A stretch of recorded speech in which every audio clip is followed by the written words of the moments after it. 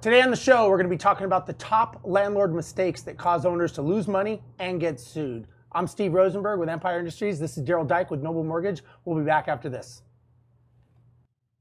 PropelioTV is sponsored by Noble Mortgage and Investments, Batch Skip Tracing, Think Multifamily, CreativeCashflow.com, and Lifener.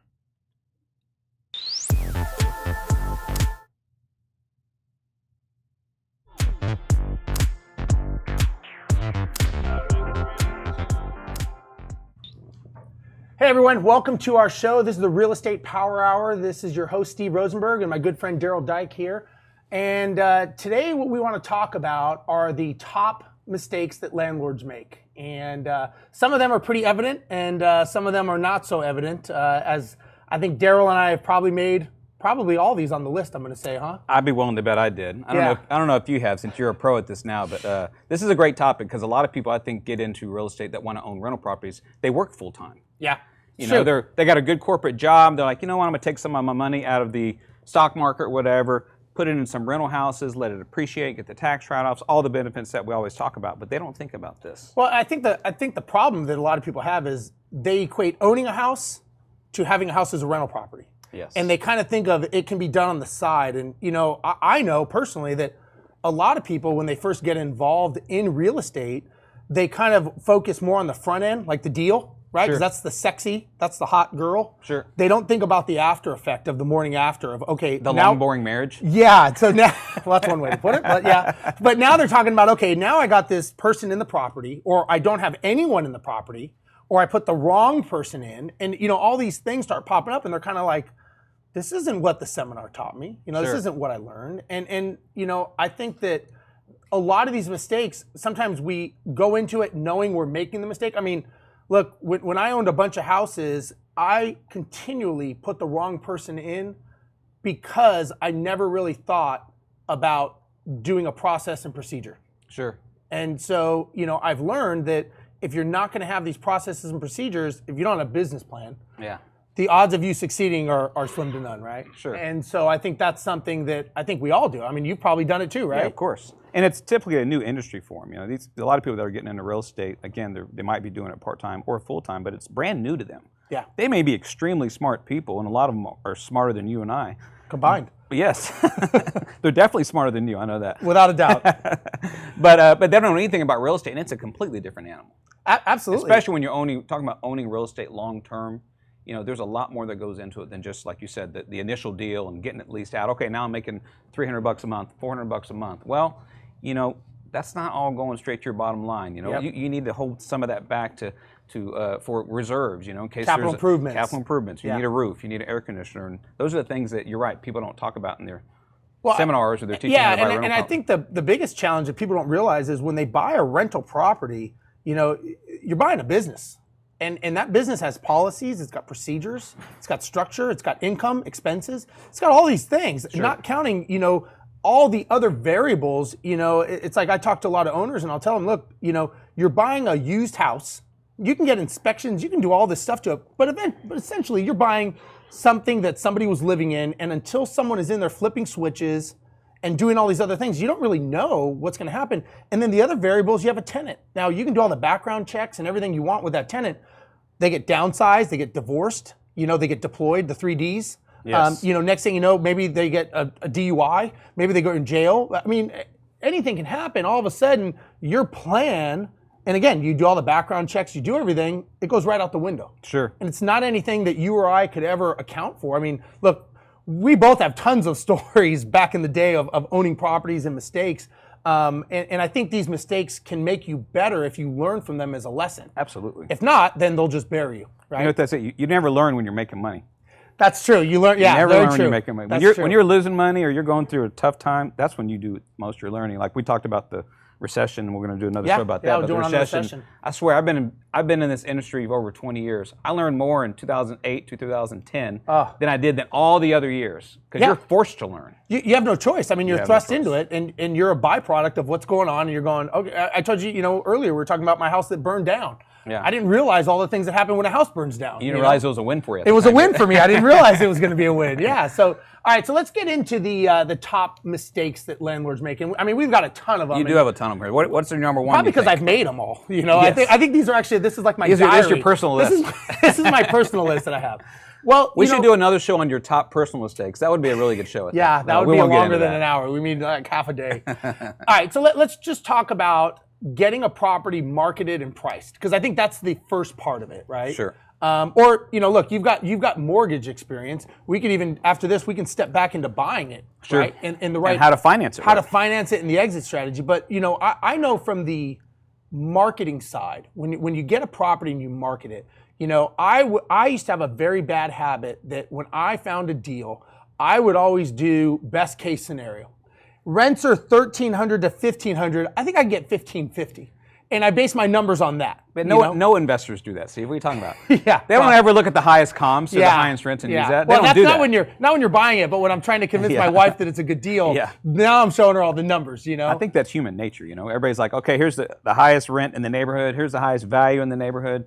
That's my benchmark. Yeah. That's okay to strive for that, but you can't run your numbers on that. can't run your numbers on it. You have I to be think a lot realistic. of people, they go in with these, that and the how they're going to market it. And I think that a lot of people, especially if they're self-landlording, they don't have that momentum wheel churning of phone calls and mass marketing and stuff online that maybe, whether it's a real estate agent or a property management company, if they're not doing this on a continual basis, you may only get 2 calls on a property. Well, if you're desperate and thing's been vacant for 2 months, 3 months because you haven't rented it, you're probably going to take that person. sure, And that leads into the next problem. sure. They They get into panic mode. You get into panic mode, and you get into desperation. And I think what happens is when you get into that mode and you start getting, you take whatever's available.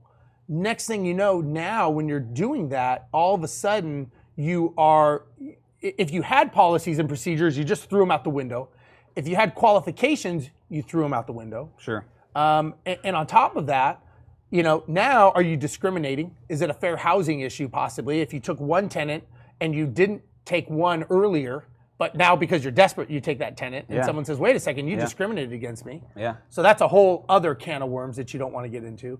But most importantly, I know that, I started, when I was doing this, it first started, I would go off my gut, seems okay, looks good. Looks like a good guy. Looks like a good guy. What could go wrong? He's got all the stuff in his car. He's ready to move in right now. He's been out of prison. He's ready to start over.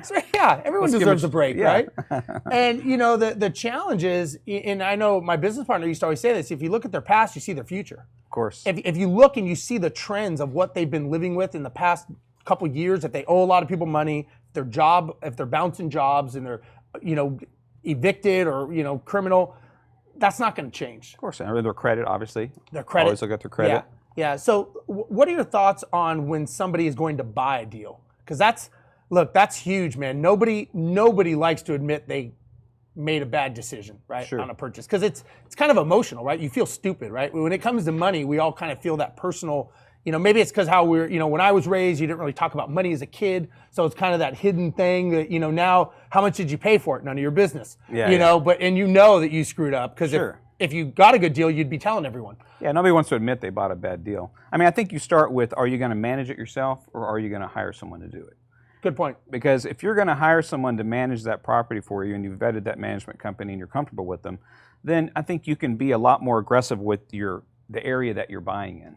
True. You could go 50 miles out, or if you live in Dallas, you could buy a property in Houston or Austin, or if you have a management company that you're comfortable with. If you're self-managing that property and that's not what you're doing full time, you want that house pretty close to where you're geographically limited. You want it to be where you can drive by it every once in a while because that's what you're going to need to do. So, if you're living in Dallas and you have a property on the west side of How Fort often are you Worth, going to want to go to it? you're never going to go. Yeah. You're And never you're going to be like, you know And what? that's the I'll deal with beginning it of- on the weekend. I'll deal with it later. Exactly. That's the beginning of the end. That's the beginning of the end, or that's the beginning of the problems where things start snowballing, and then they get into that regret mode. Like, man, I wish I wouldn't have bought that house. It's it's an hour and a half away. I'm never over there. Tenant's complaining. I got to go out there again, and then now it's not a good investment for them. Now it's just a pain. Yeah. It's a pain for them to deal with. So I think it starts with self-management, or are you going to hire a company to do it for you? Well, I think, maybe even a step further back from that is what's the goal of even buying the property? So a lot of times I would buy properties because everyone, especially the person selling it to me, told me it was a great deal. And they were great deals, but they weren't great deals for me because It was a great deal for the person. It was a great deal for the person selling it to me. But no, I got a good deal for you, by the way. It's a great deal. Perfect. I promise you. I'll take it. Easiest people to be sold are salespeople, by the way. That is true. Yes. I always tell my loan officers, salespeople love to be sold. They do, yeah. I love to be sold. Oh, yeah. If someone knows what they're doing, I'm like, sell me. Done. I'm not even in the market, but I will buy. Yeah, I will take that car just to show you. Yes. But yeah, a lot of times when investors are buying deals and they're looking at them, they don't have a reason why they're buying it. So they don't have an end goal. And so, I ask people all the time, tell me why this deal makes sense. And they'll say, well, it makes a great cash flow. And I say, okay, well, why are you investing? They go, well, I want it for retirement. Okay, well, do you have a job? Yeah. Okay, so do you need this money to live off of? No. Okay, then is cash flow the most important thing in the reason you're buying this? Because you just told me that you're buying it for the future, which tells me it's appreciation or debt pay down. So why would you focus everything on cash flow? Maybe you should be saying, what will this house be worth down the road when I retire? Sure. So, like you said, even like I said, buying the property, they make a lot of mistakes. Getting the right or wrong type of financing, which that's your specialty. But what are you going to do with the deal once you own it? How are you going to manage it? How are you going to handle it? And a lot of times what your scenario when it's on the other side of town, that's maybe when you get a property management company and it's such a bitter thing and it's an afterthought. You're going, you know what? I only want to pay X dollars because I wasn't really even planning on this. And now it was not even in the plan and you're being a reactionary landlord, not a proactive landlord. Sure. And a lot of people, again, first starting out, you ask them, what do you want, cash flow or appreciation? And the answer is yes. Yeah. And you're like, well. I want to slam dunk a basketball too. I don't see that happening. Yeah. Yeah, so I think initially they have to set that up. What do they look for? Do they want the cash flow? Some people are cash flow buyers all day long. Yep. Me, when I buy a rental property, I'm looking for appreciation. Exactly. I don't really care about the cash flow. Ideally, it pays for itself. But even if it loses a little bit of money and it's in a market that's going to grow, I'm okay with that. But a lot of people try to get both, and it's hard to get both. I mean, I'm not saying you can't. You can, but those deals are harder to come by. Absolutely. A lot harder to come by, unless you're buying in a very transitional area and you get in early, and you pick that market early on. You can get that property cheap, get good cash flow, and get good appreciation. But then at that point you're kind of gambling. Yeah, because buying in transitional areas is tough. Yeah, I agree. If it doesn't ever turn, or it takes 10 years to turn, and it depends where you're at in the real estate market, because if you're at the beginning of an upside of a real estate market and you're buying in a transitional area, it could be great. But if you're at the tail end, maybe it started transitioning and then it falls off. Yeah. Now all of a sudden you're stuck back to where it was 10 years ago. Yeah, and so just going along those lines, one of the biggest mistakes I see people is they don't have set parameters and they don't stick to those parameters when they're looking for a deal. Yes. Like I said, I'm a salesperson. I can be convinced any day of the week why that's a good deal. And the numbers really are what tell you it's a good deal. And you had mentioned earlier about, whether you buy locally or out of state. I mean, we get people all the time that we manage for people out of the country. Sure. They never even set foot in, Texas, and they buy all day long. Why? Because to them, buying an investment property is just a mathematical equation. As it should be. As it should be. It is no different than owning a piece of stock. And when I talk to people, when I go speaking at investor events and stuff, and I'll ask them, what is your goal? And they say, well, I want to come down to Texas and I want to see the house. And I'll ask them, well, are you an inspector? No. I'm like, well, are you an appraiser? No. And I'm like, are you an agent? No. And I'm like, well, then what good are you doing? It's 4 walls and a roof. It's not the house that's going to make you money. It's the business inside of that house that's going to make you the money. Yeah. Focus on the business that you want to run before you focus on the deal. And a lot of people make that mistake. They want to come down. That's a personality type, It is a personality type, yeah. And they want to kick the tires. Yeah, they want to kick tires. But I'm like, I can tell you it's 4 walls and a roof. I mean, we can all look at it. I can't tell you what's in the joists in the roof. That's Sure. what an inspector does, right? Yes. And that's the epitome difference of an investor and a landlord. Yes. Right. So a landlord, For sure. they want to do it all, right? And that's fine. But that's not an investor, because an investor uses team and leverage to get, they'll tell you, hey, Darel, I think I got a deal. Let's lock this up. Let's get the numbers run. You do your thing, right? Sure. They talk to an inspector. They do this, but they never leave their desk. Yes. They're doing it all. And I tell people, look, to me, the best owner that we manage for is the one that wants to buy multiple properties. They understand leverage and they go, you know what? Just like you and me, this is a down the road thing. I'm just going to let this business run and I will win downstream. Yeah, and they're not worried about it as much. Yeah.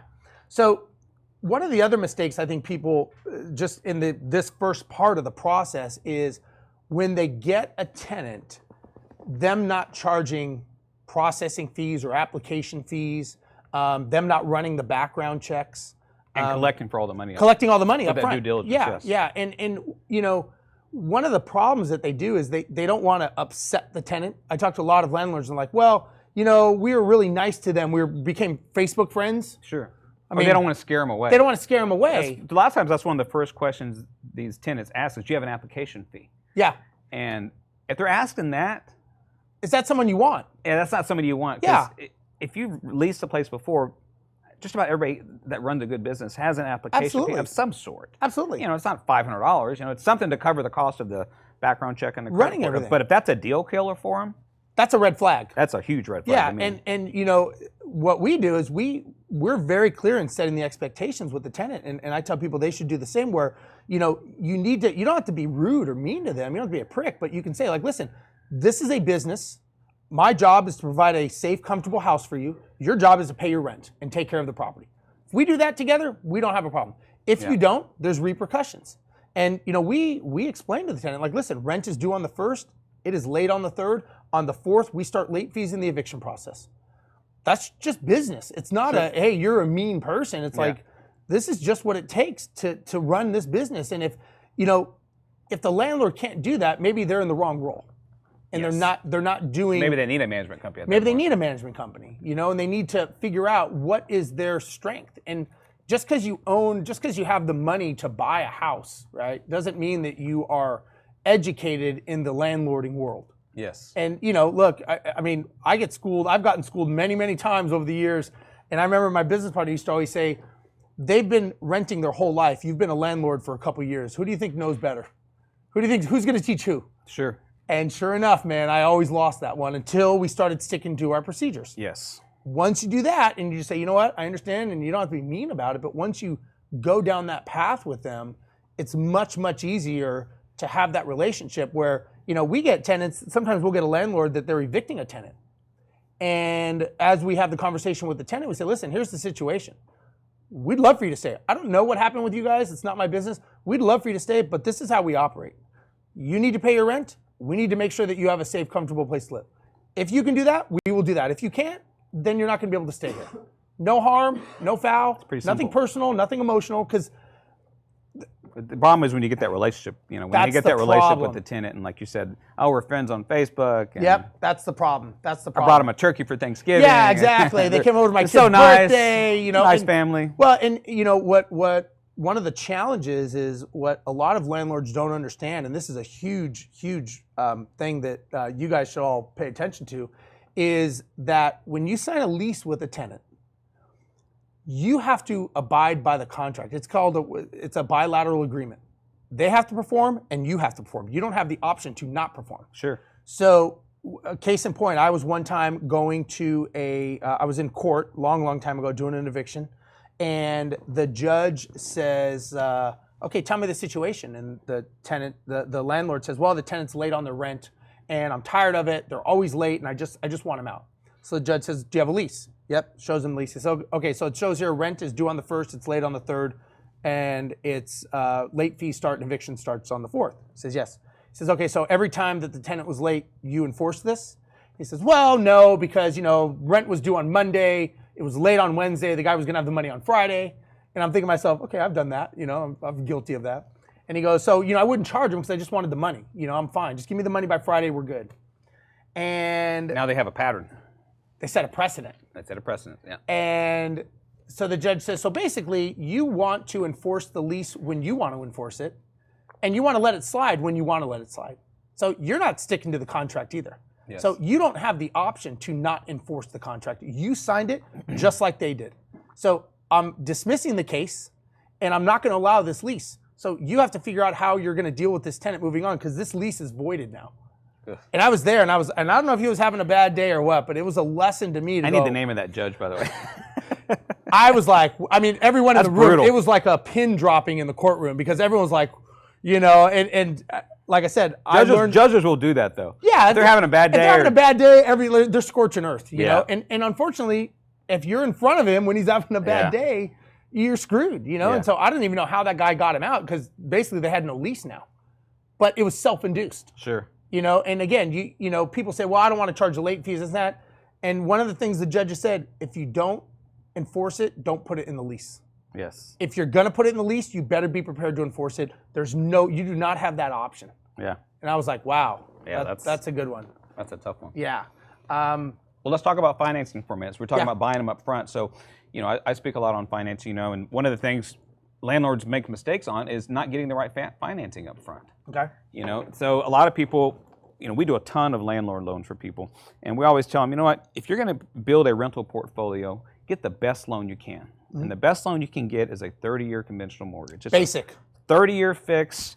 You never have to mess with it. Nothing fancy. Nothing fancy, nothing sexy about it. The rate doesn't change. There's no balloon on it, anything like that. But the problem with those loans is, everybody needs to know this, you can only have 10 of those loans. Right. You can only have 10 conventional loans. It has to be in your name individually. So a lot of these people are like, well, I'm building this LLC. I've got to have everything in an LLC. No, you don't. No, you don't. You don't have to have it in an LLC. You can get an umbrella insurance policy that protects you in case, but get your 10 conventional loans first and then go elsewhere, because once you have 10 conventional loans, you can't have another one. Yeah. You're not going to get a better loan than a 30-year fixed mortgage.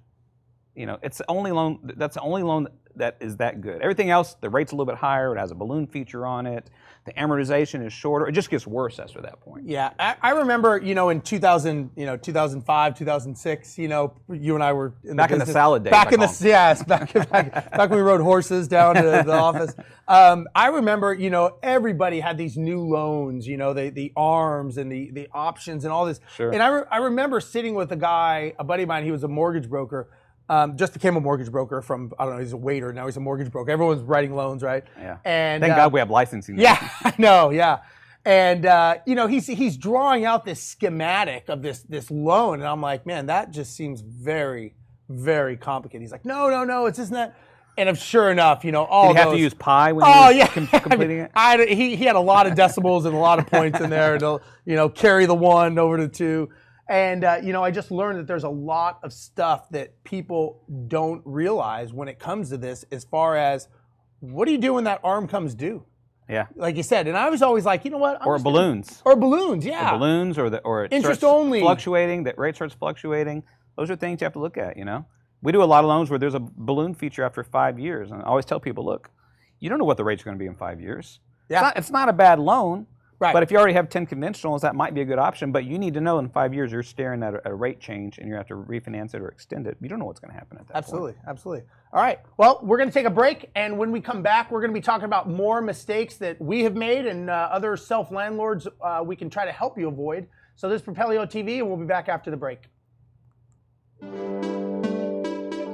The Propelio Academy, an all-in-one education resource for training in wholesales, subject to wraps, short sales, flips, rentals, BRRRR, property management, and more.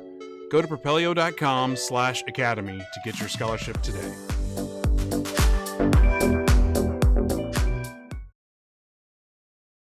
Propelio.com. What does Propelio offer? Lead generating websites, access to true MLS comps, off-market lead lists, and deal alerts. Get them all today at propelio.com.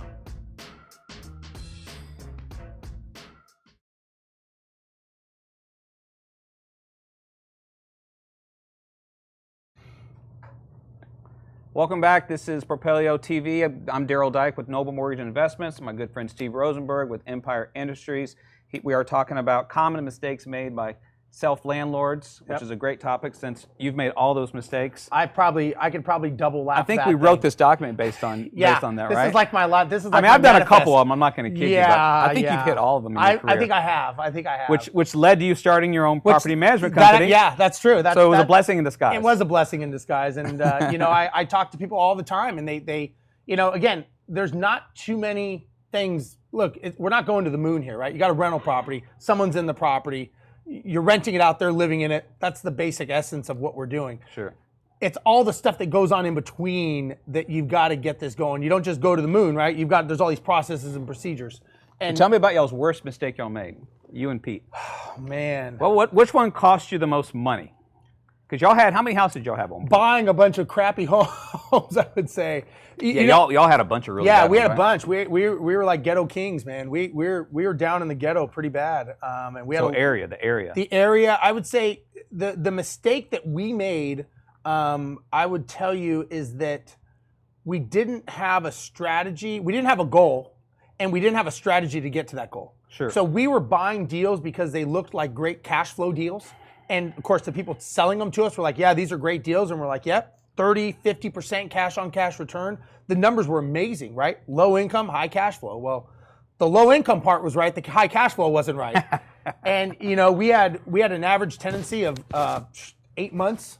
Our make-ready costs were 3 times the amount. You guys are probably beating the market at 8 months. We probably were. I think I air conditioned half of Houston. They would steal my air conditionings all the time. Yeah. They would steal the wiring. I had a guy stole my plants one time and next door, he was a neighbor. He stole the plants. He was next door neighbor. We came to the house and I'm like, I think those are our plants. He's like, no, they're not. I'm like, there's a hole here and those plants are there. I think he's like, and basically he was like this older guy and he goes, oh, if you take them, I'm just going to take them back when you leave. I'm like, all right, whatever. So we put gravel in. So, but you learn. Well, I think if you buy in that type of area, you can definitely make money. Absolutely. You can make money buying in a rough area, but you need to know that that's a very intense managed property. Time intensive, exactly. Very time. You need to be out there all the time. You need to be on that tenant all the time.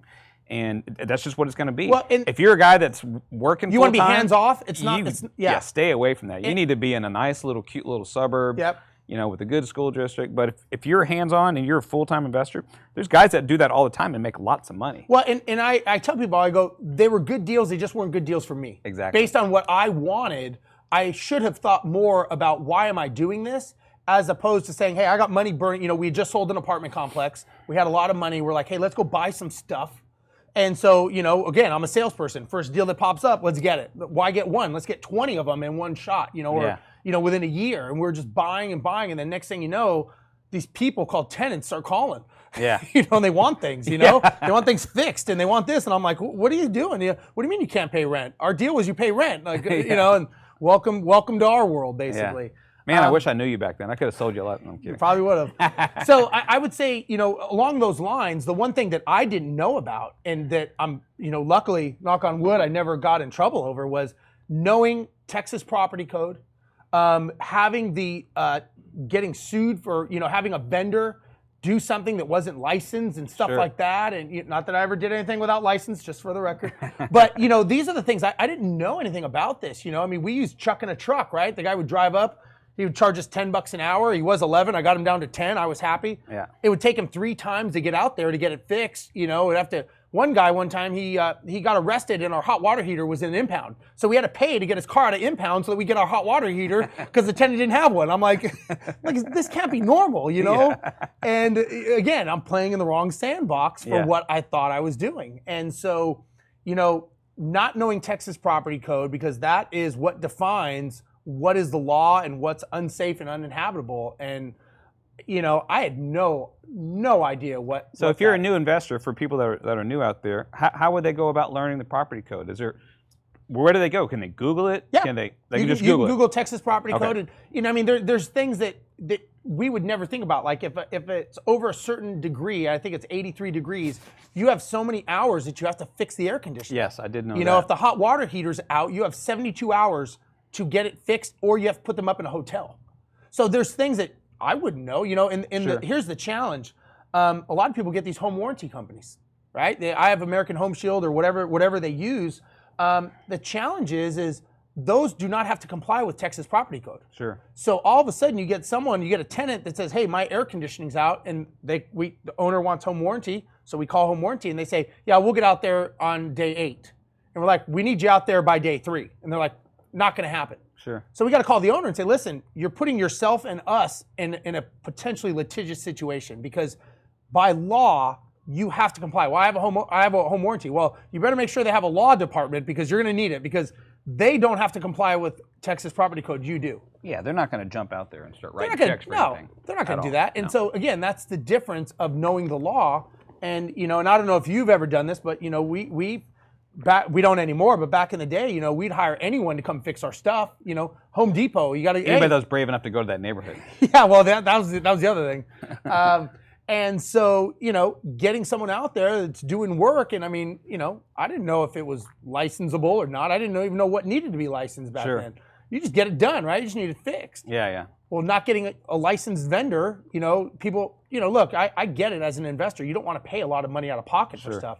But, what we learned is having the guy come out there 3 times to fix the same thing because he sucked as a vendor or a maintenance guy, and then basically having to go ahead and pay for a full one anyways and get a real plumber out there at the end. But what you don't realize is you pissed off the tenant. They're probably leaving anyways because it was about their 8 months, so that's normal for them. Yeah. But they're walking out the door, and now I still have to deal with the problem. I still got it because now a new tenant's not going to come in without it broken, and I got to deal with the mental stress of dealing with it. And that's the biggest thing that I would say that I learned, that having the mental stress of these properties that were not performing and thinking about how are you going to make this work. And I know, we're going to do a session on, the recession and hurricanes and all that. That's a whole other story. But that mental strain of going through that, there's no playbook, right? These mistakes that we've made, unfortunately, no one tells you you've made those until you're standing in front of a judge or a lawyer. Sure. There's no one that says, hey, don't forget, Darel, don't make this mistake. Don't do that. Don't do that. They'll tell you how to do about buying it. They'll tell you the mistake on that, but they're not going to tell you the mistake of what you do and what you don't do until after you've done it, and then someone's saying, hey, you screwed up. Yeah. Well, everything you do, any type of business, I tell my employees this all the time, is, you have to document everything and do everything as if you're going to be in front of a judge. Absolutely. Like, are you prepared to go to court over this? Yep. Because if you are, then as long as you're doing it the right way, then you're fine. But the minute you start slipping up and not following the contract, you're not keeping track of the paperwork that's necessary to present to a judge. Yep. That's not a good place to be. I agree. It's not a good feeling. That's where the mental anxiety comes from, because I'm in the mortgage business, and so everything has to be papered up properly, and we get audited all the time. So everything has to be perfect. And I always tell my employees, assume that I'm going to be in court with this file, and I don't want to have the judge ask me for one piece of paper that is not in there, and I's dotted and T's crossed, because I want to be all like, we run our business the right way, and this is everything that we have. Yeah. We did everything the right way. That's how you want to be. So let me ask you this: do you guys, when you get a new landlord coming in, do you kind of try to give them some kind of education on, stuff that they need to think about as far as like finances? Because not that you're giving them, financial advice, but the commingling of funds. Do you talk to them at all about that, or do you just kind of? Not really. I mean, we're strictly on the mortgage side. Yeah, you're not an advisor. We're not an advisor. We try to stay in our lane. I tell my employees, because my employees, some of them know a little bit about rental property, some don't know anything about rental property. So I don't want to give them that leeway to give advice that they don't know about. Yeah. So I tell them to stay in your lane, stay on the financing side. And also, a lot of times the people that we do business with, our clients, they have a mentor. Yeah. Or they have someone that's using their train, and they're like, well, my mentor said this. I'm like, no, listen to your mentor. Yeah, exactly. I'm here to tell you how much you can borrow, how much you got to bring to closing, what your interest rate is, and all that. But we try to stay in our lane when it comes to that. But I mean, I've certainly had a lot of experience with rental houses, and some of my employees have too. But try to stay away from that. I tell them to call Steve Rozenberg at Empire Industries. Yeah, give me a call. Well, one of the other challenges that I think people do is, as far as paperwork and stuff, is they let their emotions control a situation. Yes. Right? We were talking earlier about the tenant. The worst thing I think a landlord could do is pick up that phone and text message a tenant at nighttime when they're pissed. Oh, yes. Because, it's the same thing with your significant other, right? Yeah, exactly. If you're upset, don't be texting. Yeah. Put the phone down, Sleep on it. Sleep on it. Think about it. Count to 10. I don't care what you do. But, you imagine standing in court and the judge going, did you really say this to your tenant? Is this what you said? Yeah. And it's an emotional heat of battle, right? You say stuff that you shouldn't say, and taking out of context of the emotional side of it, you're kind of like, and that's a big mistake people do is they Yes. text Very messaging is very, very dangerous, man. Well, anytime it's anything emotional, and this goes for life in general. Anytime it's This is a life lesson This today. is a life lesson right here. I'm telling you, this is not just real estate. If it's anything that is going to withdraw an emotion, and this is what a lot of the the younger people that are in their 20s and the millennials in their late 20s and 30s don't do. They do everything's texting, right? Yeah. If it's emotional, you pick up the phone. Yes. You always pick up the Yeah. phone because then you can convey your tone. Exactly. Because without your tone, boy, you lose so much. And ideally, you have this conversation face to face because the most effective. This is a whole nother show we're getting on now, but the Going most to effective NLP now, right? Yeah, but the most effective way to communicate is body language. Yep. By far, it's like 58%. yeah, it's like 60%. Second 58, is but close enough. second is tone. Yep. The last is words. Words. So if you're- 7% is words. Yeah, so if you're talking about something emotional Yeah. and you're just texting it, you're less than 90% now. Exactly. You're screwed. You Yeah. can't control that. So when if you're going to make a and phone an emoji doesn't Yeah. it doesn't count. call, no, it helps. It helps. definitely helps. LOL. yeah, yeah. As long as you throw a lot of LOLs, they might ease it. But yeah, you have to pick up the phone call. And again, owning a business, I tell my employees this: you have a customer who's upset about something or something stressing them out. Don't email them. Call Pick them up the up. phone. So you can hear their tone and find out what they're upset about and get down to the root of the problem and solve it. Yeah. It's that simple. But yeah, certainly don't be texting your tenants. Yeah. And That ends up in court. All of a sudden, you're the bad guy. well, I could tell you, one time we had an owner that was evicting a tenant and he wanted to go buy the house. So we took him by the house. This guy literally jumps out of the car. I mean, we're like rolling by. I mean, he literally jumps out of the car. The guy's barbecuing with his family in the front yard. And I mean, they are like face to face, man. It's like my go God. time, man. And I'm thinking to myself, what am I doing here? Like what? I mean, and he ended up getting a restraining order put against him. Tenant wasn't paying rent. He confronted him, started screaming at him, yelling at him, all that. Next thing you know, tenant puts a restraining order against the landlord. So now the landlord can't even go to the property. Can't even go to his own house. Can't even go to his own house, and he's just Unbelievable. and I mean, look, he was right in the sense of him wanting his rent money. Delivery, totally wrong. Yes. Had the wrong delivery, and that's emotions. Yes. Right. And that's why I tell people, look, there's something to be said about having a third party like a management company just because they're non-emotional. Sure. If anything, they put that layer in there to say, okay, you know what, I know what you said, I know what they said, we're going to interpret that in between and put a little buffer in there, you know? Well, it's all black and white, and which it should be. It should be. It's like buying stock, right? You don't go yelling at Chase Bank because their stock is down. You sell it. Yes. If a property's not performing, you sell it. Yep. Very true. But I want to talk a little bit about, we talked a little bit about the Texas Property Code and something about, what you have to fix as a landlord. So what's cosmetic and what's unsafe and uninhabitable. Okay. So a lot of times, a lot of landlords, they may want to charge the tenant for everything, right? Trip charge $250. Well, we already talked about if you put it in the lease, you got to defend it, got to charge it. But if it's something that's making the house unsafe or uninhabitable, you cannot charge the tenant for that. If the roof caves in, Sure. you can't charge the tenant for a roofer to come out to the property. Sure. And people don't really understand. Now, on the flip side of that is, and this is where it comes into Texas Property Code, is if something's cosmetic. So, for example, we may get a tenant that calls up and says, hey, my window's broken. Okay, well, we'll come out and fix it, but it's not the landlord's responsibility. It's not the owner's responsibility. That's your responsibility. So we'll fix it, but that bill's on you. Yeah. So, and again, it's knowing what's cosmetic and what is structural. And you need to know those things because that's what could get you in trouble. Because, I mean, look, we've had some owners that, again, we manage properties for people all over the world, and they don't understand, that it's like 4,000 degrees in Texas in the summertime. Yes. They're living in San Francisco where it's 72. Sure. And they're like, what do you mean you need an air conditioner? It's fine. It's like, it's not fine. It's like melting their faces off. Come on down to Texas. Yeah, come on down to Texas. Or just picking the tenant, right? They want to pick the certain tenant. Now there's, discrimination, there's fair housing. So there's just a lot of things that go into, getting the deal and getting the financing is one thing. Extrapolate that out and actually understand that there's a business behind all that.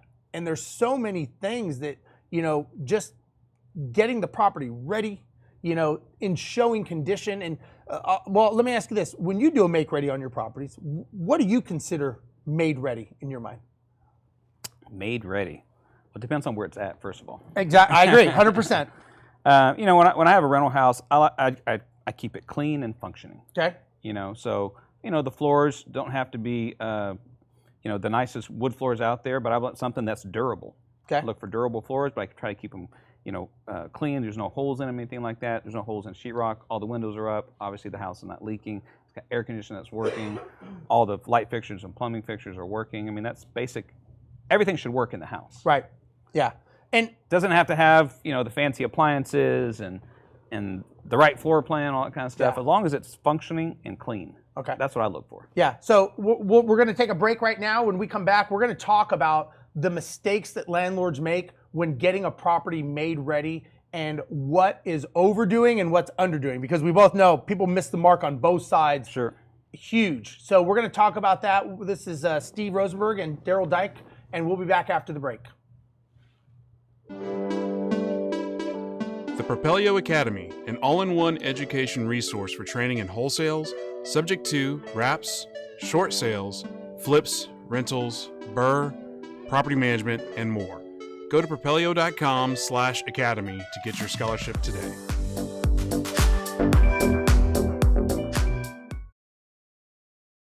Propelio.com.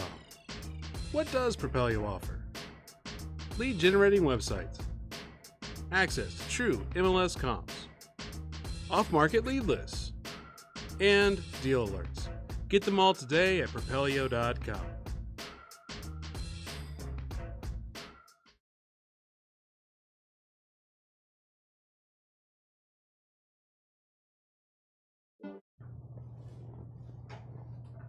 Hey, this is Steve Rozenberg and Darel Daik with PropelioTV, and we are talking today about the trials and tribulations of mistakes that we've all made as landlords and trying to help people avoid future mistakes. So before the break, we were talking about getting a property made ready, and I was asking you what you do to get yours ready. One of the biggest challenges is that, I'll give you an example. I remember going to a property and I'm talking to an owner and he says, I want to replace the roof. And I said, is it leaking? And he goes, no. And I said, what's the problem? He goes, it just looks old. And I said, okay, well, are you going to get more rent with a new roof? He said, no. And I said, well, I'm not trying to tell you how to run your business, but if you want to do it as a capital improvement, that's one thing, and I understand. But just because you think it needs to be done, if you put $1 in, you should get $2 out. So you put granite countertops in if the neighborhood requires it, sure, or it's going to get you higher rent. I said, the thing with putting a new roof on is you're going to spend thousands of dollars on a new roof. It's working. It's fine. Maybe a little old, but it's fine. It's an investment property. You're not living in it. And you got to remember, and I get it, it wasn't bad. It's not like I'm saying keep it crappy or anything like that, but I'm just saying, think about what you're doing and what you're spending your money on. And, is doing that going to get you a higher return on your money? You put $1 in, I get $2 back out of it. And, a lot of people, both sides of the spectrum. I'll talk to some people and they want to, they'll take a, $120,000 house and they want to put $100,000 into it. And my thing I explain to them is, listen, you're not going to get $100,000 back out of this in rent. Sure. So is that the best use of your money? They're falling in love with the deal. They're falling in love with the deal. Exactly. And they want a nice, pretty picture to show their friends. Hey, look at my rental house. Look at my rental property, Yeah. So the flip side is when you get an owner that doesn't want to do anything. And they got the cigarette burns in the carpet and, Sure. the smudge marks on the wall, and they're like, fine. Of course, then they don't understand why it's not renting. Yeah. And, what I've learned is, there's a happy medium. There is clean, new paint, either carpets professionally cleaned or new carpets, right? Those two. The biggest bang for the buck I've learned is switch plate covers.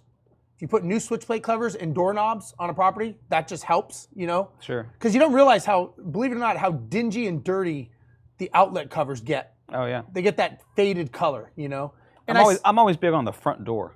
front door's huge because that's the first impression. First thing they touch is the door handle. You got Absolutely. an old, crappy, rusty, mildewy door, front door opener. I'm like, make that new and shiny. It's your first impression. Even back out of that, driving down the street and seeing the house, is the yard landscaped? Is there mulch? Is there flowers? Sure. It's so inexpensive, but it goes such a long way because these people are driving up and they're picturing themselves driving home every day to this house. And if the trees are in the yard and the grass is overgrown and there's weeds and there's mail dripping out of the mailbox, they're driving up going, it's, you know.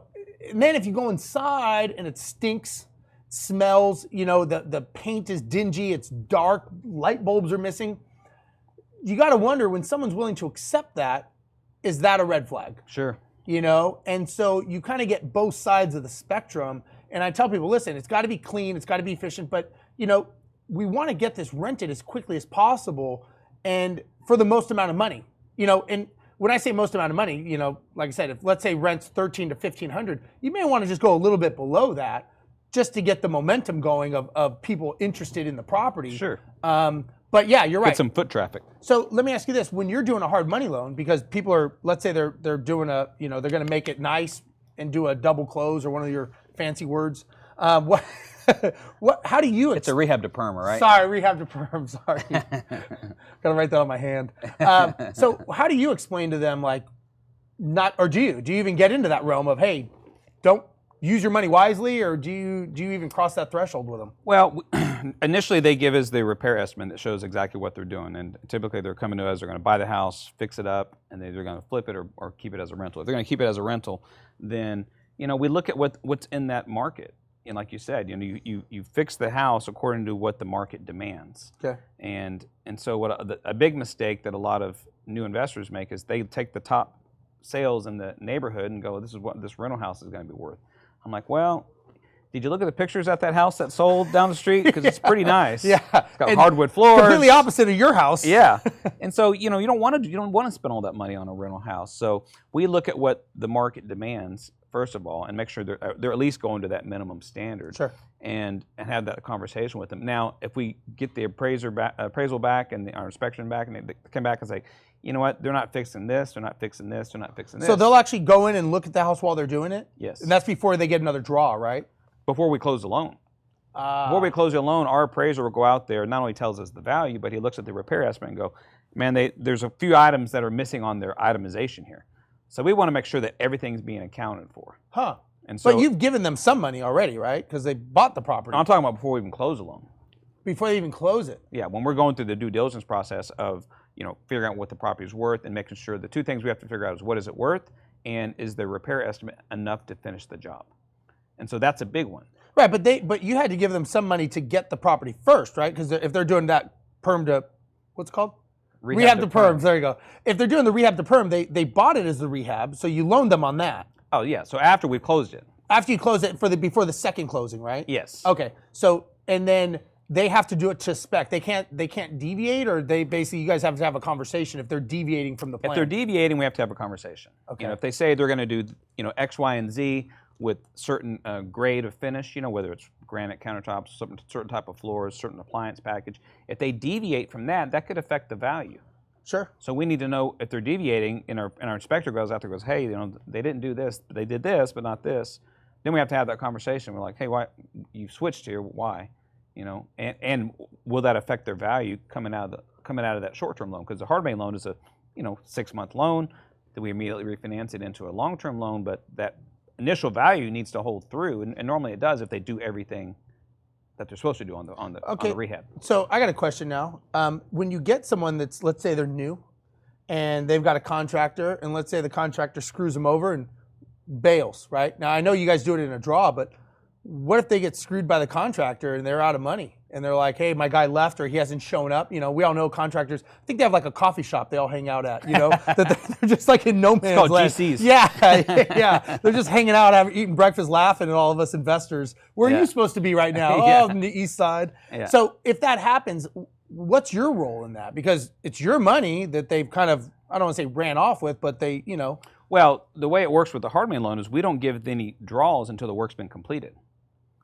So they're not getting money up front. So the contractor has to finish the job before they get paid. Before we send our money. Now, a lot of times the investor has to give that contractor some money up front to get them started, unless they have a relationship where the contractor is willing to take the money after certain work because is done. they got to pay their crews and they got to do their stuff, right? Yeah, So but a lot of times contractors, they want half their money up front, which we don't advise them doing. Right. But normally they want something. So have you run into that? Does that happen? I mean, very rarely, but it has happened for sure. Yeah, I mean, it's just part of life, right? I mean, the guy, goes out of business, or I mean, you hear all these extreme stories, but I'm sure there's some in between where there's challenges where they're not hitting their deadlines and stuff like that. Yeah, we do try to advise them on that. Look, don't be giving your contractor a bunch of money up front. They're asking for especially my money. Yeah. Well, we don't give any money up front. That's right, yeah. They've got to have that's where your capital comes in play. They have to have a little bit of money to get their contractor started. So, they need to make sure they're not giving them half the money up front. I mean, they don't need half the money up front. Right. They need a little bit of money for material, but that's where they have to vet that contractor out. Talk to people that they've done business with, make sure that they're, on the up and up. So let me ask you this. If somebody's buying a property after a major disaster, right? So you got you had Hurricane Harvey in Houston, you get hailstorm tornadoes up here, and now there's an influx of, people buying and flipping and fixing these things up. And now there's, everyone's a contractor, right? Everyone's slapping that contractor thing on their car. How do you guys modulate that? Or do you, like, as far as dealing with all these people trying to get, because you could loan yourself out of business at some point, right? That's tough. Yeah, so, I mean. Because you have a shortage of contractors. When Harvey hit, there was a shortage of contractors. So you had, every Tom, Dick, and Harry coming from all over the country, with their crews ready to do work. And a lot of them had good intentions and did good work, but a lot of them didn't. Yeah.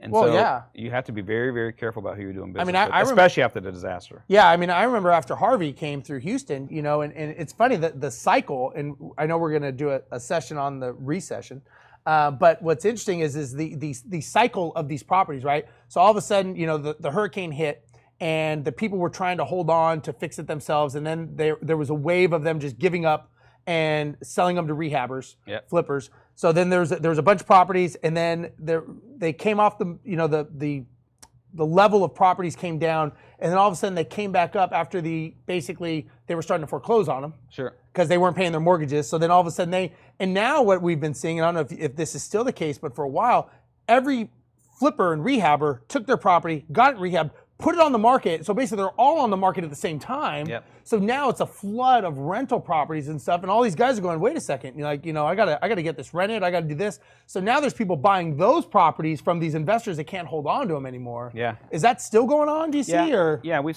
seen several disaster stories on the flood deals. Some of them bought them with the intention of flipping, couldn't sell it. Yeah. Now they're renting them out. Yeah. I know a group that had about 100 that they bought. They were looking to buy 600. They had crews in from Vegas and Los Angeles and Arizona doing all this stuff, but they basically threw them back on the market, and the market wasn't there anymore. Yeah, it's really neighborhood to neighborhood, depending on several factors in those flood houses in Houston. A lot of them were first-time floods that that flooded because of the reservoir release. I think the people that bought those did the best. Yeah. For the most part, but even the ones that bought those that were in high-end neighborhoods, over $500,000, had a really tough time. Yeah, because I think if you're less than 300, you did okay on those. But the ones that had flooded 2 or 3 times in the last couple of years, man. Well, and what I saw too with that, and this is a good point, when it comes to these disasters, is the people that were just trying to sell their properties that didn't flood, they were having a hard time because, I remember a guy, he had a house, he was trying to sell it for like $400,000, and it was a nice house in a nice area. But what he didn't realize, I said, houses in this general vicinity flooded. I said, so this house that you're trying to sell for $450,000, somebody bought this house flooded for $180,000. They put $100,000 or $200,000 into it. So they're still coming in $50,000 to $70,000 cheaper than you with a brand new rebuilt house. You've got a 15-year-old house. It's nice, but you're undercut. So the flooded, and it's great you didn't flood, but exactly, it's not working in your favor. Yeah, and you're still tied to that neighborhood. You're still it's there, and they go, the neighborhood flooded, but this house is $80,000 less than yours, and it's brand new, basically. Yeah. So let's talk about because we're running out of time. Yep. Let's talk about what you brought up in the break about therapy dogs. Yes, therapy dogs. I don't know how any of this works. I'm just gonna be listening here. Yeah. So therapy dogs with the rental house, it's something you have to be aware of. It's that's huge. In the code Yeah. If you're a landlord and where's your therapy dog, by the way? It's a peacock. I have a peacock. Okay. So I bring him with me. So in Texas, you have service animals and you have therapy animals, right? Okay. And a service animal in the state of Texas can be a dog or a small horse. That's what a service animal can be legally in the state of Texas. A dog or a small horse? Small horse, yeah, in the state of Texas, yeah. So that's different state to state. It's different state to state. Gotcha. Yeah. And so a therapy animal is somebody that maybe has a mental issue and they need this animal to be by their side all the time. A therapy animal you can deny. A service animal you cannot. If somebody wants to rent your house and they have a service animal and it is a legitimate service animal, now you cannot ask, why do you need the service animal? All you can see is documentation. And there's ways to verify that, right? Whether or not it really truly is a service animal. But it's not a protected class, but it's basically like a protected class. So what's the difference between a service animal and a therapy animal? A service animal is an animal that performs a service, basically. Like a seeing eye dog, something that, a canine. Those are service animals that they perform a service. A therapy animal is like a guinea pig because I'm scared of thunder. So it's like a thunder buddy, right? Okay, so okay. That's the difference. So it's not designated by the government, a therapy animal. That's therapy animal is designated, I'm a guess, by a psychologist. Okay. And so a therapy animal, you can deny, you can charge a deposit. And a therapy animal can be any type of animal? It can be any type of animal. And a service animal can only be a dog or a small horse. Dog or small horse. How do you define a small horse? I don't know. I mean, is it a miniature horse? Maybe a pony? I don't know. Okay. I'm just telling you what the law says. That's interesting. Yeah, and so the thing that you need to realize is when you have a service animal, it's a person. In all basic entities, it's a person. Now, what we do is we have a company that we do screening, and they screen the animals. And so it's called petscreening.com, and they actually would do a background check on the animal. So they actually... With previous homes that... they want to talk to the vet. They get the medical records from the vet if there are any. And they basically doing a background check on the pet, just like they would a human. And they get a pet selfie, and they do the whole deal. It's a company that does it, and the owner has to pay for it, the owner of the animal. And it's a service, just like we're doing a background check on a person. So you can identify that. But the service animal and the therapy animal they're kind of getting blown out of proportion because there's so many people that need help, therapy, whatever it is. Sure. But it's not something that you have to accept. So as an owner, you don't have to accept it. However, as a service animal, you have to accept it. You don't have a choice. You don't have a choice. Now, if the HOA is deemed that you can't have, the deed restrictions say you can't have a mini horse, then that's different. Yes. But if you're just saying, I don't want it, I don't want a dog in my house, we tell the owner, listen, you don't have a choice at this point. You could be basically sued by the government. So you can't deny it based on that fact. You cannot deny it based on You can deny it for something else. You can deny it for So someone if they else. have a service animal and they have bad credit, you can say, well, you got bad credit under our score. Well, this goes back to your policies and procedures Sure, yeah. and what your qualifications are. Yeah, you can't just, because again, that's where you're going to get in trouble. Yes. And the whole thing about those service animals and whether or not it's a legitimate service animal is what's becoming a bit, gray area. Sure. And so that's why you want to make sure that you do the right background check on it. You do all the stuff you're supposed to do because, not doing that, that's what'll get you in trouble. Sure. You've got the 7 protected classes, right? And believe it or not, you probably don't know what they are, do you? I could probably put them together if I put a pencil to it, but it might take me longer than you. Yeah, probably. The thing about the 7 protected classes is the most filed complaint is disabilities. Disability is the highest filed complaint for protected classes. PTSD, alcoholism, mental illnesses, those are all considered a disability. So, again, where landlords mess up, if a tenant comes to you and says, I have a drinking problem and I want to rent your house, and they go, no way, you're basically saying like no to a blind person or no to a family. So you really want to be careful knowing those laws, knowing the protected classes. Yeah, that's huge. Because you don't think about that, right? You don't. If someone has PTSD and they seem unstable or challenged, all you can do, first thing I would do is I would go to fairhousing.gov and I would say, okay, what is the next steps here? Sure. Again, it's like texting, right? I wouldn't say anything right away. No. I would think about it, say, okay, well, let me have your application. We have a process. Everything should be a process. There's nothing that needs to be done right away, right? That's what I've learned is you can always step back and think about that. If it's a service animal, step back. There's a lot of information online that you can get to learn what is the law, what should I do, what shouldn't I do. But shooting from the hip and just saying stuff, That's probably where it gets Oh, you yeah, in most that's trouble. That's the worst thing in any situation. I In think any we're about out of situation. time. Yeah. So we're about out of time. So guys, thank you so much for watching today. My name's Steve Rozenberg. I'm the co-founder of Empire Industries Property Management. This is Darel Daik. He's with Noble Mortgage. Thanks for watching Propelio TV. Please make sure to comment, share, tag us, do whatever you got to do. Make us famous, however you can do that. Follow us on Facebook. Follow us on Facebook. We're all over there. Are you even on Facebook? A little bit. Little bit. Yeah. Well, guys, thanks for watching today. We appreciate it. Look forward to seeing you next week, and we'll talk to you then. Bye-bye. Bye-bye. Propelio TV is sponsored by Noble Mortgage and Investments, Batch Skip Tracing, Think Multifamily, CreativeCashflow.com, and Lifener. Hey everybody, I'm Ryan with Propelio. If you like what you saw, please subscribe. Turn on those notifications and stick around for more. We have tons of content like this all over our channel. So if you want to learn more about real estate investing, stick around, watch Propelio TV, and we'll see you later.